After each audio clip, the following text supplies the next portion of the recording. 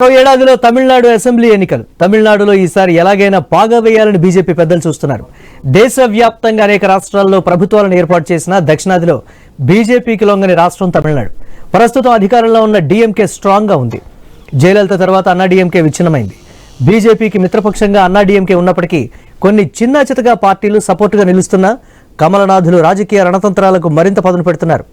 అప్పట్లో super star రజనీకాంత్ను political entry చేయించి పాగా వేయాలని చూసిన తలైవా వెనక్కు తగ్గడంతో గత అసెంబ్లీ ఎన్నికల్లో బీజేపీ ప్లాన్ వర్కౌట్ కాలేదు.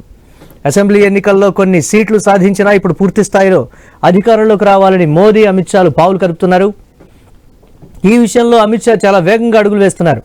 తాజాగా అందుతున్న సమాచారం, జరుగుతున్న చర్చ మేరకు తమిళనాడులో కొత్తగా తమిళిగ వెట్రి కజగం టీవీకే పేరుతో పార్టీ పెట్టిన హీరో విజయ్కు గాలం వేస్తున్నారు అమిత్ షా.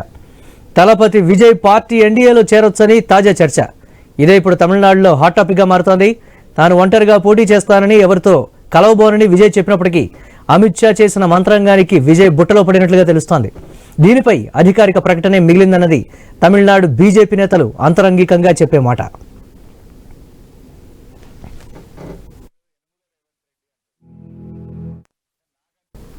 తలపతి విజయ్ ఎన్డీఏలో చేరితే తమిళనాడులో హీరో విజయ్ మరో చంద్రబాబు కావచ్చన్న చర్చ నడుస్తోంది. 2026 ఏప్రిల్, మే నెలల్లో తమిళనాడు అసెంబ్లీకి ఎన్నికలు జరగబోతున్నాయి.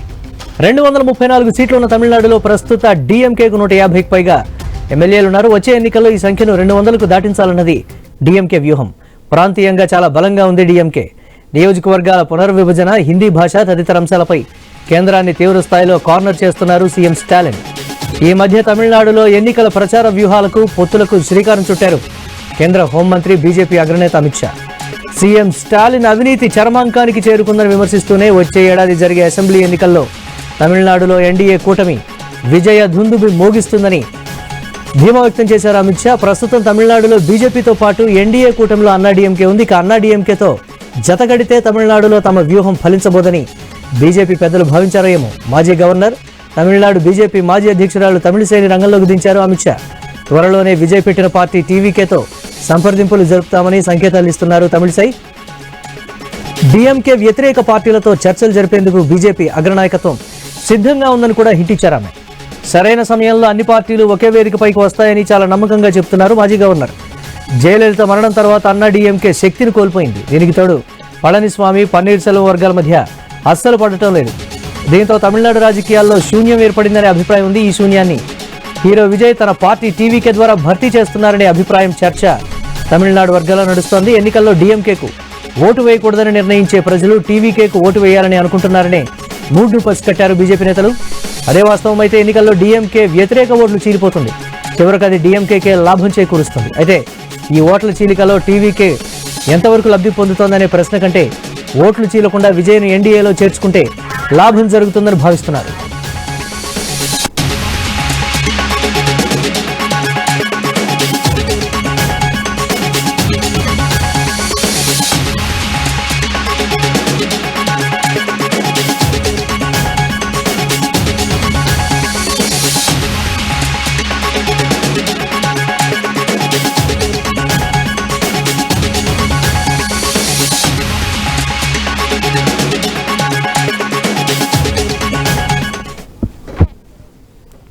తమిళనాడు రాజకీయాల్లో స్టార్ పాలిటిక్స్ కొత్త కాదు. గతంలో ఎంజీ రామచంద్రన్, కరుణానిధి, తర్వాత జయలలిత, ప్రభాకరన్ ఇలా చాలా మంది ఎన్నికల్లో వచ్చి తమ స్థాయిలో ప్రభావం చూపించారు.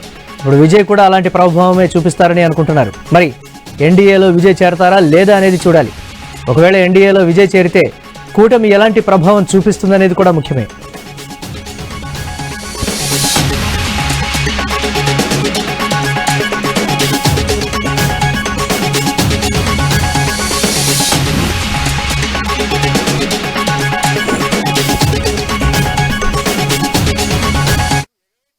ఇదే అంశానికి సంబంధించి మనతో మాట్లాడటానికి మా కరెస్పాండెంట్ వర్మ, అలాగే అంది సత్యం గారు రాజకీయ విశ్లేషకులు, బండారు రామ్మోహన్ రావు గారు రాజకీయ విశ్లేషకులు, ముగ్గురు కూడా లైవ్ లో సిద్ధంగా ఉన్నారు. ముందుగా మా కరెస్పాండెంట్ వర్మతో మాట్లాడదాం. వర్మ, తమిళనాడు రాజకీయాలు ఎప్పుడు కూడా హాట్ టాపిక్ గా ఉండేటువంటి పరిస్థితి. ఈసారి భారతీయ జనతా పార్టీ కొత్త మంత్రాంగాన్ని ఉపయోగించబోతోంది.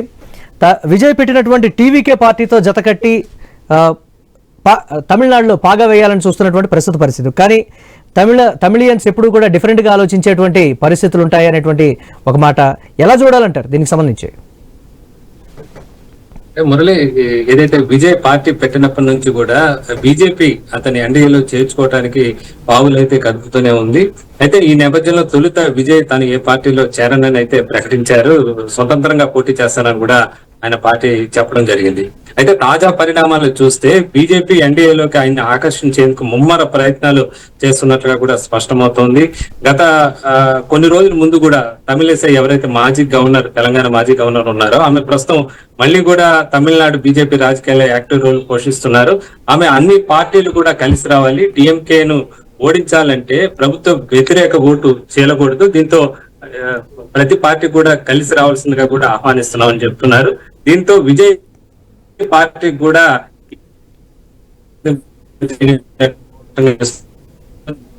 అన్నా డిఎంకేతో ప్రస్తుతం బీజేపీ ఎన్డీఏ తరఫున కూడా ప్రస్తుతం పొత్తుగా ఉన్నాయి. గత ఎన్నికల్లో ఈ యొక్క వ్యూహం బీజేపీకి విఫలమైందని చెప్పుకోవచ్చు. దీంతో అటు బీజేపీ ప్రాంతీయ పార్టీగా ప్రస్తుతం అక్కడ ఉండడంతో, అలాగే ఏదైతే అన్నా డిఎంకే కూడా ఆశించిన స్థాయిలో గత ఎన్నికల్లో ఏదైతే లోక్సభ ఎన్నికల్లో సీట్లు రాకపోవడంతో వ్యూహం మార్చుకునే పనిలో బీజేపీ పడినట్లుగా తెలుస్తోంది. ఇందులో మాస్ అపియరెన్స్ ఉండేదానికి ఏదైతే విజయ్ పార్టీ ఉందో తమిళి వెట్రి కజగం కూడా చేర్చుకోవాలని చెప్పి కూడా ముమ్మర ప్రయత్నాలు అయితే చేస్తున్నారు. దీనికి సంబంధించి విజయ్ కి దాదాపు 50 నుంచి 60 సీట్లు కూడా ప్రస్తుతం ఆఫర్ చేస్తున్నట్లుగా కూడా చెప్తున్నారు. మొత్తం 234 సీట్లు సగం అన్నా డిఎంకేకి అటు విజయ్ కి కూడా ఇచ్చేందుకు కూడా మాట్లాడుతున్నట్టుగా కూడా తెలుస్తుంది. అయితే విజయ్ మాత్రం ప్రస్తుతానికైతే దీనిపైన సుముఖంగా లేనట్లుగా కూడా చెప్తున్నారు. అయితే దీనిపైన మళ్ళీ కూడా సంప్రదింపులు జరిగే అవకాశాలు ఉన్నట్లుగా కూడా తెలుస్తోంది. ఎందుకంటే ప్రధానంగా మొదటి నుంచి కూడా తమిళనాడులో డిఎంకే, అన్నా డిఎంకే బలమైన అధికార ప్రతిపక్షాలుగా ఉండేవి. అధికారాలు అటు ఇటు మారుతున్నప్పటికీ కూడా జయలలిత ఉన్నంత వరకు కూడా పోటాపోటీగా ఉండేవి. అయితే జయలలిత ఏదైతే ఆమె చనిపోయిన తర్వాత పూర్తిగా పరిస్థితి మార్పు అయితే వచ్చింది. ప్రస్తుతం అన్నా డిఎంకేలో నాయకత్వ లోపం అయితే ప్రస్తుతం కనిపిస్తుందని చెప్పుకోవాలి. పార్టీ బహిరంగ సభలు ఏర్పాటు చేయాలన్న కూడా మాస్ అపియరెన్స్, జనాకర్షణ నేత కొరవయ్యారన్న పరిస్థితి ఉంది. ఇదే బీజేపీలో కూడా ఇదే ఉన్న పరిస్థితి అయితే ఉంది. దీంతో విజయ్ ని చేర్చుకుంటే ఆ లోటు భర్తీ అవుతోంది, ప్రభుత్వ వ్యతిరేక ఓటు కూడా చీలకుండా ఉంటుందనే ప్రధాన అభిప్రాయంతోనే ఈ విజయ్ పార్టీని చేర్చుకునేందుకు ప్రయత్నాలు అయితే కొనసాగిస్తున్నట్లుగా తెలుస్తోంది. ప్రస్తుతం తాజా పరిణామాలు కూడా దానికి బలాన్ని చేకూరుస్తున్నాయని చెప్పొచ్చు. Right, thanks for updates Varma. చూద్దాం ఎటువంటి పరిణామాలు ఉండబోతున్నాయి. కంది సత్యం గారు ఉన్నారు, రాజకీయ విశ్లేషకులు. సత్యం గారు నమస్తే. నమస్తే అండి. ఎస్, తమిళనాడు ప్రజల ఆలోచన విధానం ఎప్పుడు కూడా డిఫరెంట్ గా ఉండేటువంటి పరిస్థితి. కానీ విజయ్ పార్టీ పెట్టిన తర్వాత హీరోగా అయితే సక్సెస్ అయ్యాడు, కానీ పార్టీ పెట్టిన తర్వాత తను చేసినటువంటి కామెంట్స్ కావచ్చు, పార్టీ స్టాండ్స్ ప్రజల్లోకి తీసుకెళ్లడంలో కావచ్చు, ఆయన ఇతరత్ర తమిళనాడులో జరుగుతున్నటువంటి రాజకీయ పరిణామాలు, జాతీయ స్థాయిలో చోటు చేసుకున్నటువంటి పరిణామాలకు సంబంధించి స్పందిస్తూ ఉంటే విజయ్కి స్టార్డమ్ అయితే ఉంది, కానీ ఆ స్థాయి మెచ్యూరిటీ లేదనేటువంటి రకరకాల వాదనలు వచ్చాయి. రీసెంట్గా జరుపుకున్నటువంటి సర్వేలో కూడా ఆ స్థాయిలో రాజకీయ పరంగా ప్రభావం చూపించలేడు అనేటువంటి కొన్ని విమర్శలు ఉన్నాయి. ఏ విధంగా ఉండబోతుందంటారు ఇది? విజయ్ టీవీకే పార్టీ పెట్టినప్పటి నుంచి నేను డిఫరెంట్ డిబేట్స్ లో చెప్తూ వచ్చా, తన డిఎంకే ఆల్టర్నేటివ్ కాలేడని. ఒకవేళ అయ్యే అవకాశం ఉంటే బీజేపీ అవనివ్వదని చెప్పాను. ఇప్పుడు అదే నిజం అవుతుంది. తమిళ రాజకీయాల్లో బేసిక్ గా డిఎంకే ఏఐడిఎంకే మధ్య ప్రజల్లో చీలుకుంది. తర్వాత అన్నా డిఎంకే తోటి పొత్తులో దాదాపు 1 or 2% ఉన్న ఓటింగ్ ఇవాళ 14.5%, అరౌండ్ 15% ఓటింగ్ బీజేపీకి పెరిగింది మన పార్లమెంట్ ఎలక్షన్స్ కానీ ఎప్పుడు చూసుకున్నాం. కాబట్టి ఆల్టర్నేటివ్ అవుతాడు. 2 అన్నా డిఎంకే వర్గాల నుంచి విసుగు చెంది ప్రజలు కానీ క్యాడర్ కానీ విజయ వెనకాల చేరుతారు అనుమానం వచ్చిన క్షణంలోనే బీజేపీ ఒక స్టేట్మెంట్ ఇచ్చింది. అన్నా డిఎంకే తోటి మా పొత్తు కొనసాగుతుందని స్టేట్మెంట్ ఇచ్చింది. దాంతో అన్నా డిఎంకే క్యాడర్ కానీ అన్నా డిఎంకే నాయకులు కానీ విజయ్ వైపు పోయిన వాళ్ళు లేరు, విజయ్ వైపు పోకుండా చూసుకున్నారు ఆ స్టేట్మెంట్ ఇచ్చి. దాంతో సహజంగానే ప్రజలు ఏమనుకుంటారు, డిఎంకే వ్యతిరేకంగా strong alternative BJP AIADMK front తప్ప కొత్తగా వచ్చిన విజయ్ కాదు అనేటువంటి కాన్ఫిడెన్స్ నిలబెట్టగలిగారు బీజేపీ. ఇప్పుడు విజయ్ ని మరో పవన్ కళ్యాణ్ తయారు చేస్తారు. అంటే విజయ్ రాజకీయ పార్టీ పెట్టినాక ఏదో ఒక రాజకీయ అధికారాన్ని భాగస్వామ్యాన్ని కోరుకుంటాడు. కాబట్టి ఇప్పుడు నేను వ్యక్తిగతం, నేను ఏ పార్టీతో పెట్టుకోవడం అని అంటుంటారు. కానీ దగ్గరకు వచ్చిన తర్వాత తను పార్టీ ఎవాపరేట్ అయిపోద్ది ఈ 2 ఫ్రంట్లలో సొంతంగా పోటీ చేస్తే. కాబట్టి నయానో భయానో పన్నీర్ సెల్వాన్ని ఖచ్చితంగా మళ్ళీ ఏఐడిఎంకే కూటమితో ఉండేటట్టుగానే చూస్తారు. విజయ్ని కూడా పవన్ కళ్యాణ్ ఏ విధంగా చేశారో ఆ విధంగా పొత్తు పెట్టుకునేట్టు చూస్తారు. కాబట్టి వీళ్ళు నలుగురు 2 ఏఐడిఎంకే వర్గాలు, తర్వాత బీజేపీ, విజయ్ కలిసి పొత్తులో పోటీ చేయడం ఖాయంగా తీసుకొస్తారు. అయితే ప్రజలు ఇలా కాగానే ఫ్రంట్ రాగానే ఓట్లేస్తారంటే అది కరెక్ట్ కాదు. ఎలక్షన్స్ జరిగే నాటికి ఇష్యూస్ ఏముంటాయి. తర్వాత తమిళనాడులో బీజేపీ కూటమికి అడ్వాంటేజెస్ ఏమి లేవు. ఎందుకంటే తమిళనాడు ప్రజలు బేసిక్ గా హిందీ వ్యతిరేకులు, తర్వాత నార్త్ పెత్తనానికి వ్యతిరేకులు, తర్వాత సాంప్రదాయాలకు భిన్నంగా వ్యవహరించేటువంటి వాళ్ళు. మొదటి నుంచి మనం అన్నాదురై చూసినా, ఆ తర్వాత పెరియార్ రామస్వామి చూసినా, ఇతరులు ఎవరు చూసినా వాళ్ళ ఉద్యమంతో ప్రభావితమై ఉన్నటువంటి ప్రజలు వాళ్ళు. కాబట్టి వాళ్ళు హేతుబద్ధంగా ఆలోచించే వాళ్ళే ఎక్కువ. కాబట్టి ఇవాళ బీజేపీ ఫ్రంట్ పెట్టగానే వెంటనే ఆల్టర్నేటివ్ గా ఓట్లేస్తారంటే ఇప్పుడు అది అసంభవం. కానీ దగ్గరకు వచ్చిన దాకా ఏ పొలిటికల్ ఇష్యూస్ ఏ టర్న్ తీసుకుంటుందనేది మనం చూడాల్సినటువంటి అంశం. కాబట్టి ఆ విషయంలో మనం ఎలక్షన్లు ఎవరు గెలుస్తారనేటువంటి విషయం ఇప్పుడు అన్సైంటిఫిక్ అవుతుంది. అది నెల రోజుల ముందు 2 నెలల ముందు సర్వేలు అన్ని కూడా ఒకవేళ ఇప్పుడు మాజీ గవర్నర్ తమిళిసై కామెంట్స్ కి సంబంధించి ఎప్పటికప్పుడు కూడా ఆమె కామెంట్ చేసిన తర్వాత కామెంట్ చేయకముందు కూడా ఎప్పటికప్పుడు తమిళనాడులో ఉన్నటువంటి రాజకీయ పరిణామాలకు సంబంధించి డిఎంకే ఎప్పటికప్పుడు ఒక ప్రతి నెల కూడా నివేదిక తెప్పించుకుంది అనేటువంటి అప్డేట్స్. కానీ రాజకీయ పరంగా మాత్రం విజయ్ అంత ప్రభావం చూపించడు అని వాళ్ళు చెప్తున్నటువంటి మాట. చూద్దాం ఎలా ఉంటుంది ఏంటి అనేది మాట్లాడదామండి. ఇప్పుడు ఆల్టర్నేటివ్ ప్రోగ్రామ్, ఆల్టర్నేటివ్ ఆడ పొలిటికల్ గ్యాప్ లేదు. అవును, డిఎంకే ఆల్టర్నేటివ్ గా పొలిటికల్ గ్యాప్ ఉంటే కొత్త పార్టీ పెట్టిన వాళ్ళకు స్థానం దొరుకుతుంది. ఇప్పటికే ఎస్టాబ్లిష్డ్ పార్టీస్ ఉన్నాయి, ఒకటిగా సంఘటనగా ఉంటామని ప్రకటన చేస్తున్నారు. కాబట్టి ఆ పాత్ర దొరకటం విజయ్కు కష్టమైనటువంటి విషయం అందరికీ స్పష్టమే. మాట్లాడదాం. ఇక బండారు రామ్మోహన్ రావు గారు ఉన్నారు, రాజకీయ విశ్లేషకులు, వారితో కూడా మాట్లాడదాం. రామ్మోహన్ రావు గారు నమస్తే. నమస్తే. ఎలా ఉండబోతుందంటారు దీనికి సంబంధించి? తమిళనాడులో భారతీయ జనతా పార్టీ కదుపుతున్నటువంటి పావులు ఫలిస్తాయా? విజయ్ పార్టీ ఆవిర్భావ సభలోనే ఆయన చెప్పినటువంటి పరిస్థితి ఉంది, సింగిల్ గానే వస్తాం తప్ప ఎవరితో మింగిలయ్యేటువంటి సిచ్యువేషన్ అయితే లేదు.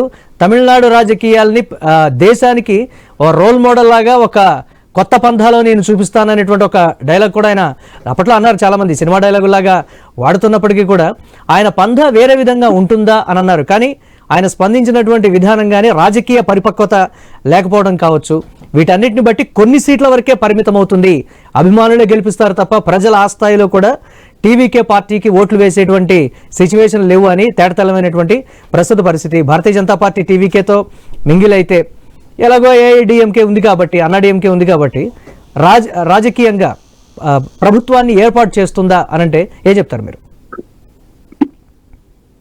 మురళి గారికి, మీకు పెద్దలు అంగత్ సత్యం గారికి, అలాగే మన ప్రేక్షకుల నమస్కారం, ఐ న్యూస్ ప్రేక్షకులకు నమస్కారం. 2 విషయాలు గమనించారు. పూర్తిగా అంగత్ సత్యం గారు చెప్పిన విషయాలకు ఏకీభవిస్తాను. మళ్ళీ చరిత్రచరణంగా చెప్పాల్సిన అవసరం లేదు, పూర్తిగా వాటిని ఏకీభవిస్తాను. ఆయన విడిచిపెట్టిన విషయాలు నేను ప్రస్తావిస్తాను. మొదటి నుంచి కూడా తమిళనాడు సినిమా రాజకీయాలు ఉండేవి. సినిమా నటులు అంటే మన కరుణానిధి, రామచంద్రన్, తర్వాత వారసత్వంగా జానకి రామచంద్రన్ వచ్చినా కూడా ఆమె కాకుండా జయలలిత నిలబడ్డది. ఆ వరుసలో చూస్తే మనకు సినిమా రాజకీయాలు అక్కడికే కంప్లీట్ అంటున్నాను. ఎందుకంటే ఆ తర్వాత వచ్చిన తరంలో కమల్ హాసన్ మధ్య నీతి కయ్యం పెట్టిండు, అది పోయింది కదా, మధ్యలో ఉన్నా లేకున్నా ఒకటే. కాకపోతే డిఎంకే మధ్య మొన్న రాజకీయ లబ్ధి పొందిన ఒక రాజ్యసభ సీటు తీసుకున్నాడు. ఇక చాలా పెద్ద ఆశలు పెట్టుకున్న ఏదైతే బీజేపీ కానీ ఎన్డీఏ మన అన్నాడీఎంకే కానీ వీళ్ళ మీద పెట్టుకుంది, ఎవరిని రజనీకాంత్ మీద పెట్టుకుంది.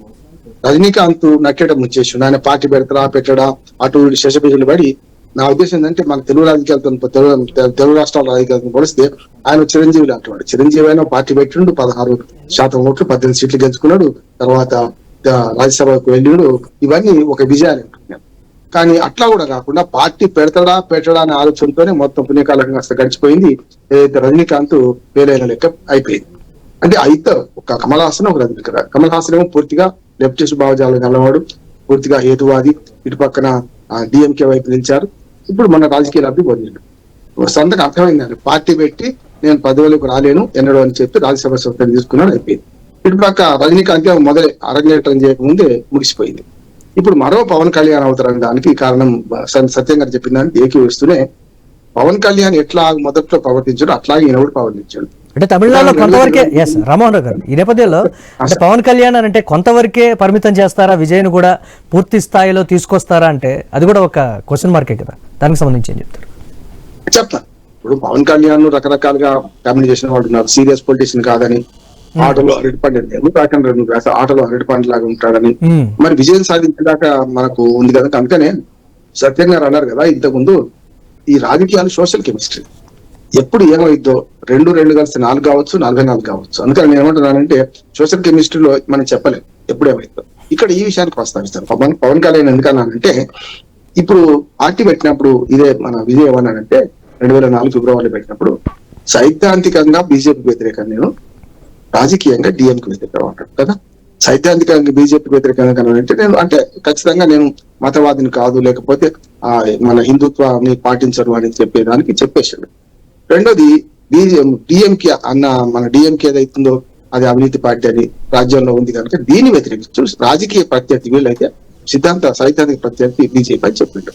ఈ దేశంలో అక్కడ శశపిసలు ఏం లేవు. ఇంకో మాట అన్నాడు, సెంటర్ లెఫ్టిస్ట్ అన్న, అంటే లెఫ్టిస్ట్ కూడా ఉన్నారు కానీ వాళ్ళు కథల్లో ఉండే మంచి పలుకుబడి ఉంటే మెల్లమెల్లగా పోతుంది కనుక సెంటర్ లెఫ్టిస్ట్ అని కూడా ఆ మాట అన్నారు. అందుకనే దాన్ని గుర్తు చేసుకోవాలన్నమాట మనం.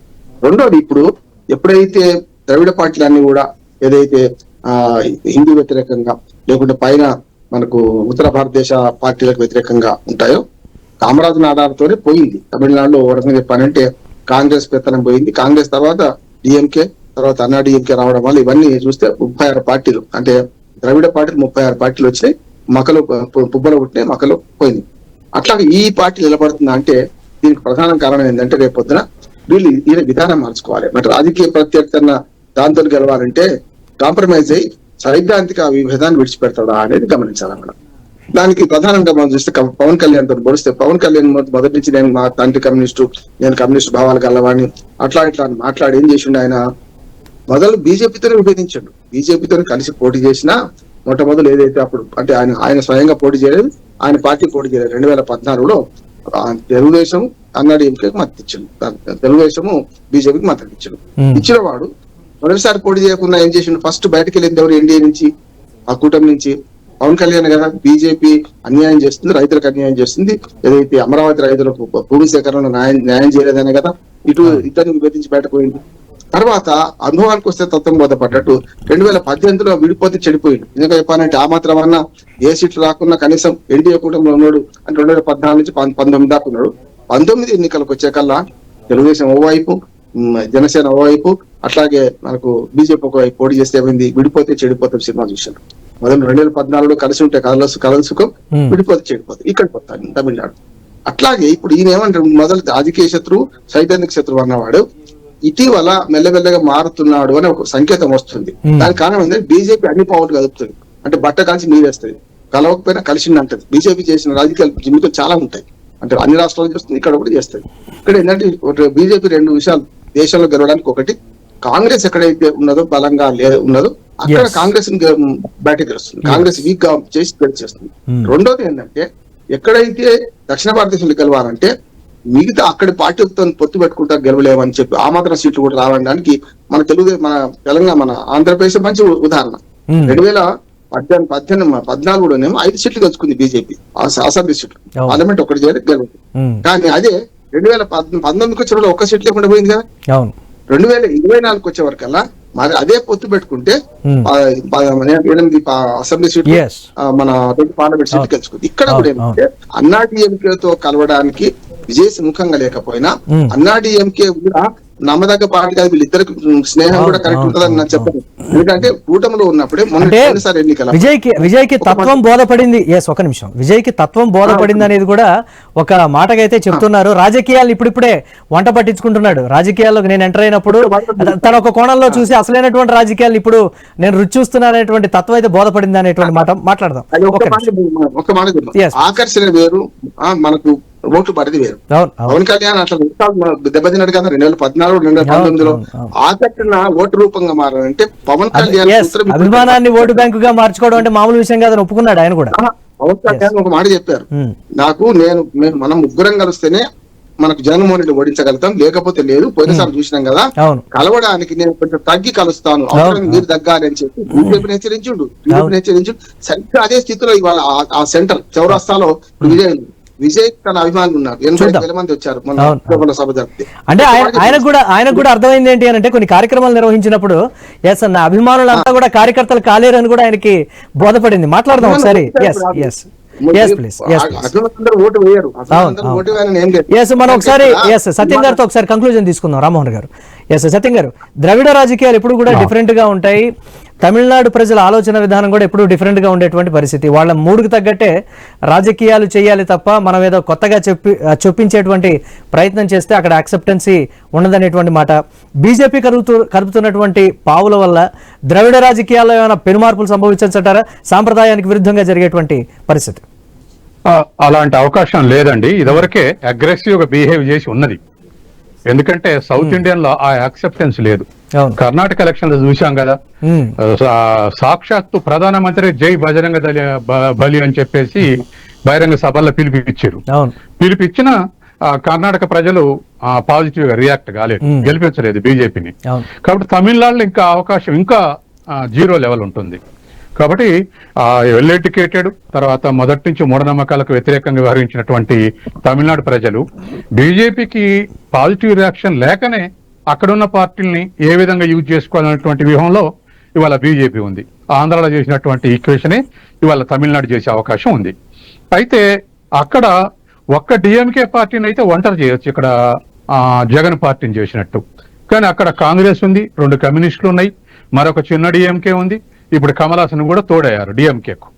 కాబట్టి ఇటువంటి ఫ్రంట్ ఉన్నప్పుడు సహజంగానే కొంత డెమోక్రటిక్ గా వ్యవహరించడానికి అవకాశం ఉంది. అట్లా సరళత్వంతో రాజకీయాలు చేసినప్పుడు ఒకేసారి వ్యతిరేకత వచ్చేటువంటి అవకాశం లేదు, లోపాలను సవరించుకునే అవకాశం ఉంది. కాబట్టి ఇప్పుడున్నటువంటి పరిస్థితుల్లో అంతర్జాతీయ కూడా ఇవాళ ముస్లింల వైఖరి బీజేపీకి వ్యతిరేకంగా ఉండేటువంటి అవకాశం ఉంది, తమిళనాడు ఉన్నటువంటి ముస్లింలు. ఎందుకంటే గతంలో ఇరాక్ మీద దాడి చేస్తే ఇక్కడున్న ఇండియన్ ముస్లింలు అందరూ కూడా అధికార పార్టీకి వ్యతిరేకంగా చేశారు. ఇవాళ అటువంటి స్థితే ఉంది. ఇరాన్ మీద దాడి చేస్తుంటే ఏం మాట్లాడిన స్థితిలో ఉంది ఇండియన్ గవర్నమెంట్. కాబట్టి వాళ్ళు కూడా పాజిటివ్ రియాక్ట్ అయ్యే అవకాశం ఉంది డిఎంకే ఫ్రంట్ కు. అందుకని ఇంటర్నేషనల్ గా జాతీయ కూడా ఏ అంశాలు కూడా తమిళనాడులో బీజేపీ గెలిచి వచ్చే అంశాలు లేవు. కాబట్టి ఇప్పుడున్నటువంటి పరిస్థితిలో ఫైట్ నడుస్తుంది.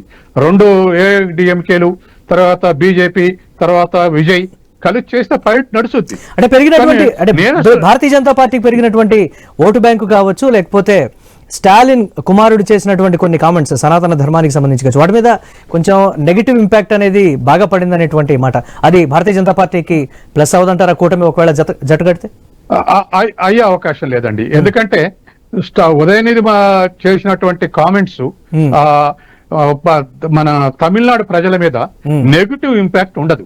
తమిళనాడు ప్రజల యొక్క సైకలాజీ కనిపెట్టి ఆ కామెంట్ చేశాడు స్టాలిన్ కొడుకు. కాబట్టి నెగిటివ్ గా ఇంపాక్ట్ ఉంటదంటే ఆ కామెంట్ చేసేవాడు. తమిళనాడులో ఎప్పుడు కూడా హేతుబద్ధంగా ఉండేటువంటి రాజకీయాలే సర్వైవ్ అవుతున్నాయి. కాబట్టి ఇప్పుడు ప్రత్యేకంగా అకస్మాత్తు షిఫ్ట్ అయ్యేటువంటి అవకాశాలు లేవు. మాట్లాడదాం. రామ్మోహన్ రావు గారు, ఫైనల్ గా ఒక్క నిమిషంలో పూర్తి స్థాయిలో ఏ విధంగా ఉండబోతున్నాయి తమిళనాడు రాజకీయాలు? ఒకవేళ TVK party Bharatiya Janata party తోటి జట్టు కడితే, ఎన్డీఏ కూటమిలోకి కానీ టీవీకే చేరితే ఏమైనా మార్పులు ఉంటాయా, లేకపోతే ఎడ్జ్ ఉంటుందంటారా? జయలలిత మరణం తర్వాత మనకి ఎదురులేదు అనుకుంటున్నటువంటి డిఎంకేకి మళ్ళీ ఎక్కడో ఒక దగ్గర చెక్ పెట్టేటువంటి ప్రస్తుత పరిస్థితిలో భారతీయ జనతా పార్టీ ఆలోచన విధానంగా ఉంది. దాని ఇంపాక్ట్ ఎలా ఉంటుంది? ఖచ్చితంగా ఆంధ్రప్రదేశ్ లో టీడీపీ ఎట్లా పునారిపోయి 23 సీట్లకు మిగిలిపోయిందో వాళ్ళ అన్నాడీఎంకే చీలిక అంటే అంతర్గతంగా చీలికల వల్ల ఖచ్చితంగా ఆ పరిస్థితిలో ఉంది. దానికి తోడు కావాల్సిన అవసరం ఉంది, ఎవరైనా ఊతకరం ఇవ్వాల్సిన అవసరం ఉంది. అది ఏమంటా అంటే బీజేపీ సోషల్ ఇంజనీరింగ్ లో దిట్ట. ఇదేమైనా కానీ 15% ఓట్లు పెరిగింది. నేను సత్యంగా ఒప్పుకున్నాను కదా, 15% ఓట్లు పెరగడానికి కారణం ఏమిటి? ఇవాళ హిందూ ఓట్ల పోలరైజేషన్ జరుగుతుంది అక్కడ. దాన్ని మనం తక్కువ అంచనా వేస్తే లాభం లేదు. అందుకని మొత్తం హర్యానాలో కానీ, మహారాష్ట్రలో కానీ, మీరు అన్నట్టుగా కొన్ని అంశాలు అనేవి చాప కింద నీరులాగా యువత కూడా దాన్ని ఎప్పటికప్పుడు కూడా ప్రజల్లోకి తీసుకువెళ్తూ ఆ అంశాన్ని కూడా ఎప్పుడు నానుతూ ఉండేటువంటి పరిస్థితులు అయితే ఉండే విధంగా చేస్తుంది social media. Right, thank you. Right, thank you Rammohan Rao garu and సత్యం గారు డిబేట్ లో పార్టిసిపేట్ చేసినందుకు. ఇవి ఇప్పటి వరకు updates. Keep watching I news.